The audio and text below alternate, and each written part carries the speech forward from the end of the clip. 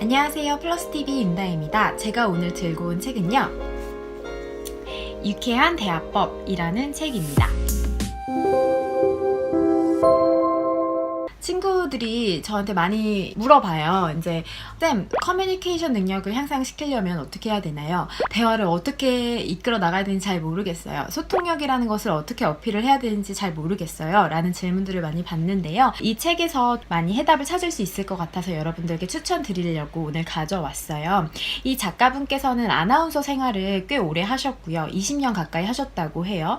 그리고 이분이 사회생활을 하시면서 대화를 할 때 있어서 어떻게 하면 후회하지 않는 대화, 그리고 성공적으로 대화를 이끌어 나갈 수 있는지에 대해서 좀 적어주신 건데, 총 78가지의 그런 팁을 주셨어요. 근데 저는 그 중에서 5가지를 여러분들께 소개를 하려고 합니다. 먼저 24페이지고요. 말에는 자기 최면 효과가 있다. 기도는 말로 거는 자기 최면술이다. 자기가 바라는 일을 소리내어 말하면 의지가 강화되어 원하는 일을 이룰 수 있다. 그래서 기도는 기독교뿐만 아니라 인도의 힌두교에도 있고 우리의 샤먼에도 있으며 세상의 모든 종교에서 가장 중요한 예배 의식이다. 저명한 심리학자들은 사람은 말하는 대로 행하고 그 행동은 말의 결과를 만들어내려는 속성이 있다는 사실을 증명해냈다. 따라서 큰 소리로 기도하면 자기 최면 효과를 거둘 수 있기 때문에 종교마다 기도의 중요성을 강조하는 것이다. 불평부터 늘어놓고 항상 최악의 결과를 만들어 호들갑을 떠는 사람들 중에 성공한 사람이 있는지 보라. 저는 정말 이거는 되게 와닿는 것이, 말의 힘이 굉장히 중요한 것 같아요.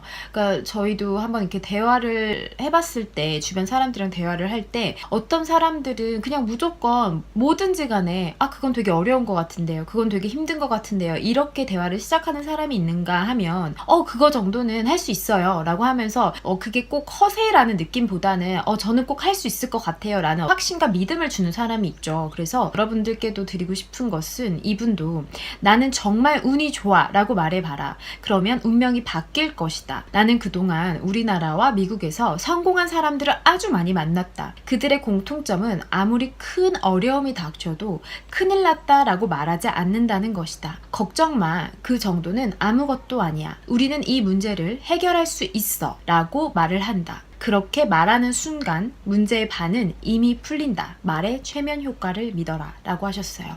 저는 이 말에 정말 100% 공감해요. 말의 힘이라는 것은 결국은 나의 뇌를 지배하고, 나의 뇌를 지배하면서 나의 행동을 지배한다고 저는 생각을 해요. 그래서 이왕이면 내가 하루하루 마주하는 그 문제를 해결하는 그 과정에 있어서 어떡하지? 어떻게 해야 되지? 이런 것보다는 그래, 한번 해보자. 할 수 있어 라고 용기를 내어서 한번 말을 내뱉어 보면 그만큼 또 여러분들께 힘이 생길 거라는 생각이 듭니다. 두 번째 메시지는요, 56페이지인데요. 말은 하기 쉽게 하지 말고 알아듣기 쉽게 해라. 공부를 많이 한 당신은 자기도 모르는 사이에 영어나 전문 용어를 많이 사용해서 듣는 사람을 불편하게 만든 적이 있을 가능성이 높다. 그러나 지나치게 외국어나 전문 용어를 많이 섞었으면 사람들은 당신을 유식하다고 생각하는 대신 열등의식이 있는 사람은 아닌가 하는 의심을 할 수도 있다. 왜냐하면 요즘에는 정말로 공부를 많이 한 사람은 상대편이 알아듣기 쉽게 말하는 것이 진짜 말을 잘하는 것이라는 사실을 알기 때문이다. 내가 아는 한 분은 해외에서 학사와 석사, 박사 학위를 받고 20년간 체류하다 오셨는데, 그분이 나보다 더 영어를 섞지 않고 말해서 내가 부끄러웠던 적이 있다. 반면 미국에 몇 달 연수를 다녀오신 분이 영어 반, 우리말 반으로 말해서 나를 어리둥절하게 만든 적도 있다. 말이란 아무리 잘해도 듣는 사람이 소화하지 못하면 아무 소용이 없다. 그래서 말을 잘하려면 듣는 사람을 위해 쉬운 용어로 말을 해야 한다. 이 말은 결국 좋은 선생님은 되게 어렵게 설명하는 게 아니라 쉽게 설명을 해서 쉽게 이해를 돕는 것이 좋은 선생님이라는 그 말을 한번 들은 적이 있는데, 이 말에서는 그 측면에서 굉장히 공감을 해요. 결국 말이라는 것은 나 혼자 말을 해서는 사실은 그거는 소통이라는 게 아니잖아요. 커뮤니케이션이라는 것은 결국은 나의 딜리버리와 그 다음에 상대방과 이렇게 함께 소통하는 소통을 해야 나가야 되는 그 과정인 것인데 내가 어떻게 일방향적으로 어렵게 전달을 한다라는 것은 결국 그 상대방으로 하여금 공감을 이끌어내지 못하는 것이니까 요거는 또 좋은 팁인 것 같아요. 자, 그리고 세 번째 팁입니다. 110페이지인데요. 일과 사람을 분리해라. 당신도 사람이기 때문에 주는 것 없이 미운 사람이 있을 것이다. 서로 기가 통하지 않는 사람이 있는 법이다. 그렇다고 해서 세상은 그런 사람은 골라내고 마음에 드는 사람들만 모여 살도록 되어 있지는 않다. 당신이 누군가를 주는 것 없이 미워하는 것은 자유이지만 그 사람이 한 일까지 미워하면 안 된다. 만약 당신이 완벽주의자이고 빈틈없는 것을 중요시하는 사람이라면 당신에게는 주는 것 없이 미운 사람이 제법 많았을 것이다. 그런 당신이 사적인 감정으로 그 사람이 한 일까지 평가한다면 당신은 누구하고도 대화하기 어려운 사람으로 분류될 것이다. 당신이 누구보다 뛰어난 사람일다 할지라도 타인의 협조 없이는 큰 일을 해낼 수 없다. 그러니 당신은 주는 것 없이 미운 사람이라고 해서 그가 한 일을 폄하하지는 말라. 당신이 만약 그 부하 직원의 목소리조차 듣기 싫어서 그런 건 누구나 다 아는 말이잖아. 그만하고 다른 사람 이야기를 들어보지 라고 말하며 그 사람의 발언 기회를 혹시라도 막아버린다면 그 사람은 당신을 미워할 뿐만 아니라 더 이상 회사를 위해 최선을 다하려고 하지 않을 것이다. 맞는 말인 것 같아요. 일을 하다 보면 저와 같은 사람, 저와 유사한 사람을 찾기가 쉽지도 않고 그걸 바래서도 안 되는 걸 알면서도 저 사람은 왜 나처럼 이렇게 안 하지? 라는 생각을 간혹 할 때가 있잖아요. 근데 생각해보면 그 사람은 내가 아니고 나 또한 그 사람이 아닌데 이걸 어떻게 갖기를 바랄까? 라는 게 참 욕심이라는 걸 알면서도 이게 참 힘든 것 같아요. 어려운 일인 것 같고.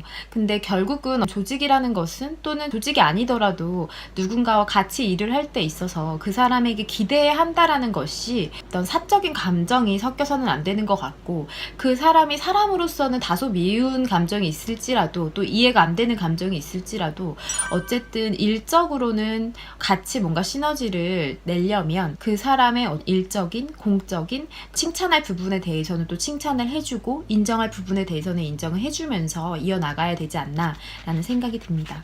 자, 그리고 네 번째 메시지인데요. 147페이지입니다. 침묵이 대화보다 강한 메시지를 전한다. 말보다 침묵이 더 설득력 있을 때가 많이 있다. 나폴레옹이 세계를 지배할 수 있었던 것은 그가 침묵을 사용하는 방법을 알았기 때문이다. 그는 작은 키와 억센 코르시카 사투리로도 병사들을 제압하는 강한 카리스마를 가졌다. 그의 카리스마는 병사들에게 연설을 하기 전 몇 초 동안 침묵하는 데에서 나왔다고 한다. 때로는 침묵이 대화보다 강한 메시지를 전달하는 이 메시지는 일상생활에서도 마찬가지고 여러분들이 면접을 보거나 중요한 미팅을 하거나 아니면 프레젠테이션을 하기 앞서서도 굉장히 중요하게 좀 유용하게 쓰이는 팁이 되는 것 같아요. 실제로 데일 카네기의 스피치 기법에서도 이 pause, 그러니까 침묵이 굉장히 중요한 역할을 한다라고 해서 기법 중에 하나로 소개가 된다고 하거든요. 침묵이라는 것은 어찌 보면 어떤 정적의 시간, 고요의 시간을 잠시 전략적으로 줌으로 인해서 카리스마를 전달을 하는 거고 내가 어떠한 메시지를 전달하기 그 이전에 포커싱 할 수 있는, 집중할 수 있는 이런 순간을 좀 만들어 준다라는 측면에서 침묵이 굉장히 중요한 것 같고요. 여기서도 말씀하시는 것이 당신이 만약 부하 직원을 많이 거느린 상사라면 아침마다 부하 직원들을 모아놓고 큰 소리로 지시하는 것보다 잠깐 동안 침묵을 지킬 때 그들의 마음을 휘어잡을 수도 있다. 당신이 부하 직원들의 잘못을 크게 꾸짖을 때보다 침묵을 지키며 지그시 바라볼 때 더 많은 두려움을 느낄 것이다. 침묵만큼이나 강한 설득력을 갖는 것은 없다. 당신이 만약 카리스마가 필요한 자리에 있다면 절대 일일이 다 말하려고 하지 말고 때로는 입을 다물고 침묵해야 한다. 특히나 리더의 자리로 좀 올라가면 갈수록 말수를 좀 많이 줄이라고 조언을 하거든요. 말을 많이 하다 보면 결국은 뭔가가 감정이 좀 섞이게 되는 경우도 있고 또 불필요한 말을 또 하게 될 수도 있고 하다 보니까 때때로는 이 침묵이라는 것을 잘 사용을 하는 것도 결국은 카리스마와 리더십을 표현을 하는 데 있어서 굉장히 중요한 기법이 될 것 같습니다. 그리고 다섯 번째 메시지인데요. 202페이지예요. 말도 연습을 해야 나온다. 되게 당연한 것 같잖아요. 되게 당연한 것 같은데 친구들이 말을 되게 잘하고 싶어요. 저는 커뮤니케이션 능력을 굉장히 키우고 싶어요. 뭐 쌤처럼 프레젠테이션 되게 잘하고 싶어요. 뭐 이런 얘기들을 했는데 그럼 저는 실제로 너가 연습을 얼만큼 해봤니? 라고 했을 때 의외로 프레젠테이션을 준비를 하는 친구들 중에서도 그냥 프레젠테이션을 기획하고 PPT를 막 열심히 만들고 이런 거에 공을 들이는 그 시간만큼도 말하는 스피치 연습에 하지 않는다라는 것을 알았을 때 그게 문제다. 너가 지금 말하는 그 연습을 하루에 1시간 이상씩 꾸준히 한번 해봐라. 그러면 분명히 스킬은 는다. 라는 것에 대해서 좀 조언을 해줬던 기억이 나거든요. 한번 읽어볼게요. 말도 연습을 해야 나온다. 모국어는 누구나 저절로 할 수 있다고 생각한다면 큰 착각이다. 말도 갈고 닦아야 잘할 수 있다. 평소 잘 사용하지 않던 말이 잘 나오지 않는 것은 연습 부족 때문이다. 칭찬에 인색한 사람 중에는 마음이 고약해서라기보다 칭찬하는 말을 연습해 두지 않아서인 경우가 많다. 평소에 사용하지 않는 말은 연습이 안 되어 있어서 그처럼 사용하기가 어려운 것이다. 당신이 사랑하는 연인에게 사랑한다는 말을 하지 못하는 것은 당신이 연인을 사랑하지 않아서가 아니라 그 말을 하는 것에 익숙하지 않아서일 것이다. 당신이 당신의 의견을 정확하게 말하지 못하는 것도 능력이 없어서가 아니라 그렇게 말하는 것에 익숙하지 않아서일 수도 있다. 뭐든지 자신있게 표현하려면 말하기를 연습해야 한다. 남들에게 말 잘한다는 평가를 받는 사람들은 대부분 어려서부터 말을 연습할 기회가 많았을 것이다. 가족 간의 자유로운 대화라든가 교회나 동네 모임에서의 발표 기회 같은 것들이 다 말하기 연습의 장이다. 말하는데 자신이 혹시라도 없다면 지금부터라도 말하기 연습을 해보라. 당신에게도 놀랄만한 대화 실력이 숨어 있음을 깨닫게 될 것이다. 말하기 연습을 하려면 말 실수를 두려워하지 말아야 한다. 듣는 사람들에게 당신의 말 실수는 당신 생각보다 작게 받아들여진다. 당신만이 민감하게 반응하는 것이다. 그들이 당신 말을 듣고 웃는 것은 비웃는 것이 아니라 당신 말이 재미있어서일 것이다. 그리고 사실 그들은 당신 말을 당신 생각만큼 오래 기억하지도 못한다. 그러니 기회가 있으면 언제든지 말을 연습해라. 라는 메시지였습니다. 그래서 이 책에서는 돌아서서 후회하지 않는 유쾌한 대화법이라고 해서 78가지 굉장히 심플해요. 하나 그 메시지마다 한 페이지에서 한 3페이지, 4페이지 정도까지 분량인데요. 굉장히 좀 쉽게 읽을 수 있는데 와닿는 메시지들이 굉장히 많아요. 그리고 여러분들께 좀 도움이 될 법한 케이스들, 이해하기 쉬운 그런 메시지들로 구성이 되어 있으니 여러분들께서 커뮤니케이션을 어떻게 하면 잘할 수 있을까, 또는 제가 대화를 잘 이끌어 나가지 못하는 것 같아요. 저는 특정 사람에게 좀 상처를 주는 대화를 많이 하는 것 같아요. 라고 해서 좀 기타 등등 고민이 많으신 분들께서는 이 책을 한번 부담 없이 읽어보시면 도움이 많이 될 것 같습니다. 오늘은 여기까지 하고요. 여러분들의 구독과 좋아요 꾹 버튼은 이 채널을 운영하는 데 있어서 가장 큰 힘이 됩니다.